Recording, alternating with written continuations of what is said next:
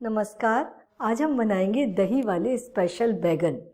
बहुत ही लाजवाब, बहुत ही टेस्टी सब्जी है। इसका स्वाद एकदम यूनिक है। इसमें आपको सब्जी और रायता दोनों का स्वाद आएगा।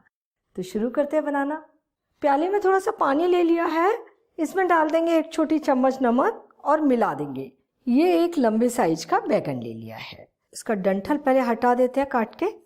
बैगन लाते समय आप ध्यान रखिएगा थोड़ा डार्क कलर हो और इस तरीके से इसे दबा के देखें तो बड़ा सॉफ्ट सा लगे। ऐसा बैगन अंदर से बहुत अच्छा निकलता है। तो अब इस बैगन की स्लाइसेस बना लेते हैं। देखिए बिल्कुल आधा आधा सेंटीमीटर मोटी स्लाइसेस काट लेंगे। तो ये पीसेस हम पानी में डालते जाते हैं। बैगन के टुकड़े काट कर तुरंत पानी में ही डालने चाहिए। अगर इनको खुले छोड़ दे तो इनका कलर डार्क हो जाता है, काले हो जाते हैं। ये सारे स्लाइसेस को नमक के पानी में डुबा कर ले लेंगे। अब चलते हैं नेक्स्ट स्टेप की ओर। तो ये पैन ले लिया है।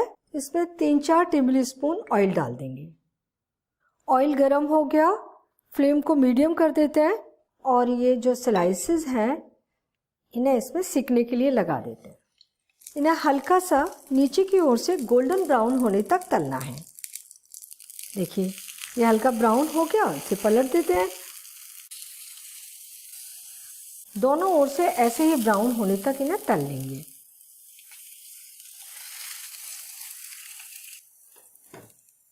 ये दोनों ओर से ब्राउन हो गए।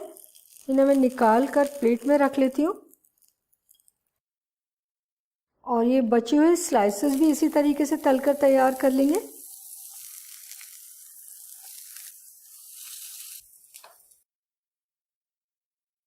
ये सारे स्लाइसेस तलकर तैयार कर लिए। अब इसके लिए मसाला तैयार करेंगे और इसमें डालेंगे अब 2 टेबल स्पून ऑयल। गरम कर लेंगे। गरम ऑयल में डालेंगे साबुत मसाले। इसमें 3 लौंग हैं और 7-8 काली मिर्च। फ्लेम को धीमा रखेंगे ताकि मसाले जले ना। और ये 1.5 छोटी चम्मच धनिया पाउडर, आधा छोटी चम्मच हल्दी पाउडर, 1 छोटी चम्मच जीरा पाउडर। बस इन्हें हल्का सा भून लेते हैं। और ये 1 टमाटर, 2 हरी मिर्च, आधा इंच अदरक का टुकड़ा, इनका ये पेस्ट बनाकर ले लिया। फ्लेम को हल्का सा बढ़ा लेंगे। 1 छोटी चम्मच लाल मिर्च पाउडर और अब इन्हें भूनेंगे। तब तक भूनेंगे जब तक ये थिक नहीं हो जाते और इनसे ऑयल अलग नहीं होने लगता। इसमें डालेंगे आधा छोटी चम्मच नमक या स्वादानुसार ले लीजिए और आधा छोटी चम्मच गरम मसाला मिला देंगे और इसे थोड़ी थोड़ी देर में चलाते हुए भूनते रहें।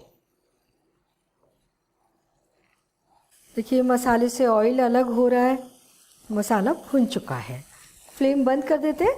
और ये हमने लिया है दही, 1.5 कप दही लिया है, फेंट कर लिया है।